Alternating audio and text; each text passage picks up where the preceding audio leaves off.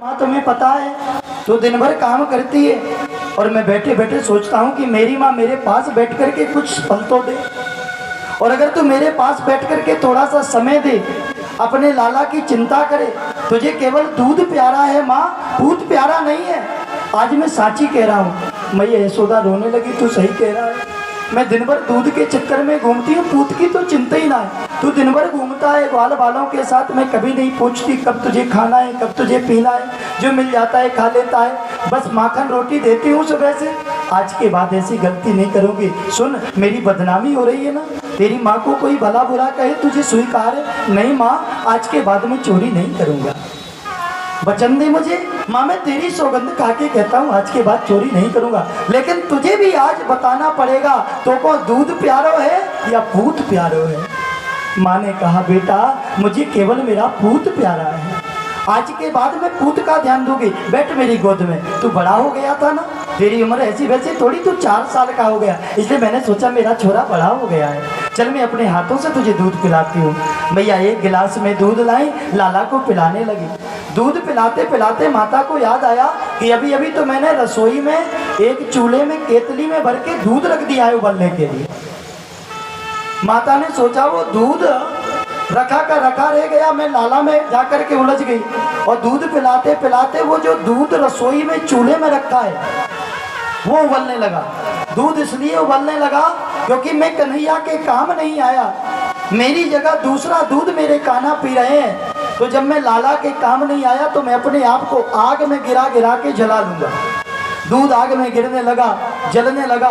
और जैसे ही जलते हुए दूध की खुशबू माँ के नाक में आई, माँ ने कहा राम जी मैंने तो बड़ा नुकसान कर दिया। लाला नेक बैठ जा, मैं अभी आई। और लाला को बिठा करके गिलास का दूध रखा। मैया तू अपना वचन भूल गई, तूने तो कहा था तो को पूत प्यारा है, लेकिन दारी तू दूध के चक्कर में भाग गई। कन्हैया का गुस्सा उबलने लगा। 7वें आसमान पे डंडा उठाया, 111 बर्तन रखे हुए थे भरे माखन के। लाला ने सब फट फट करके सब तोड़ डाले और तोड़ने के बाद उन्हीं में लेटने लगे, खूब मचल के रो रहे हैं। मैया जब बाहर आई, कई दिनों का माखन फैला देखा, दांतों तरी उंगली दबा के रह गई। राम राम छोड़ा, तूने तो आज सत्यानाश कर दिया। पसीना बहने लगा, मांग का सिंदूर नाक से टपकने लगा। आज तूने बड़ा नुकसान किया, तुमको छोड़ोगी ना, चल तुझे आज सजा मैं दूंगी। मैया एक उखल लेकर के आई और उखल में लाला को बांधने लगी। रस्सी ढूंढी मैया ने, एक दाग्रे दासे सुयशोदानंद गेहनी, रस्सी में बांध दिया। रस्सी 2 अंगुल छोटी पड़ रही है। 2 अंगुल रस्सी इसलिए छोटी पड़ रही है क्योंकि माता के पास भक्ति तो है, ज्ञान और वैराग्य 2 चीजें नहीं है, इसलिए रस्सी छोटी पड़ रही है। लाला को बांधा गया। लाला आगे गए। यमलार्जुन के 2 वृक्ष हैं, नलकुबर और बड़िग्रीव, वो मोक्ष चाहते हैं। ये कुबेर के बेटे थे, बिना वस्त्र के स्नान कर रहे थे। नारद जी को देख करके हंस पड़े।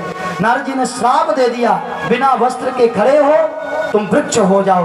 वृक्षा यस्य पतितोरवम, तब तुम्हारी ये बुद्धि ठिकाने आएगी, संत अपमान का फल तुम्हें मिलेगा। दोनों चरणों में गिर गए। बाबा वृक्ष तो बना दिया, लेकिन मरघट का मत बनाना, जलघट का मत बनाना, अगर बनाना तो वृंदावन का वृक्ष बना देना। नारद जी ने कहा जाओ मेरा आशीर्वाद है, गोकुल के वृक्ष बनोगे, भगवान कन्हैया माखन खा के आएंगे, जूठे हाथ तुम्हारे जड़ों में लगाएंगे, उनके उस जूठन को खा करके पलते रहना। एक समय कन्हैया जी उखल लाएंगे, तुम पे लगाएंगे और तुम्हारा मोक्ष हो जाएगा। दोनों वृक्षों का भगवान ने मोक्ष किया। अलकापुरी प्रस्थान करे। बोलिए भक्तवत्सल भगवान की जय। यहाँ से आगे कथा हम कल श्रवण करेंगे। कल आप लोग महारास की सुंदर लीला, सबसे पहले चीरहरण लीला, गोवर्धन पूजा और महारास की जो रास पंचाध्यायी है भागवत जी का हृदय है, ज़्यादा से ज़्यादा संख्या में आए। गोपी और ऊधो का सुंदर चरित्र, आगे हम रुक्मणी विवाह तक का कथा श्रवण करेंगे। हमारी माताएं ज़्यादा से ज़्यादा आएँ। कल श्रृंगार वितरण की भी व्यवस्था होगी यहाँ से, तो बड़ी आसानी से सबको प्रसाद मिल पाए, इसलिए अपने घरों से आप कुछ ना कुछ लेकर के आए। हमारे लिए नहीं, आपको बट जाए, इसलिए ज़्यादा से ज़्यादा संख्या में आकर के भागवत जी का लाभ प्राप्त करें। सभी बोले राधे राधे। सभी अपने स्थान पे खड़े हो जाए दिव्य आरती के लिए। राधे बेटा।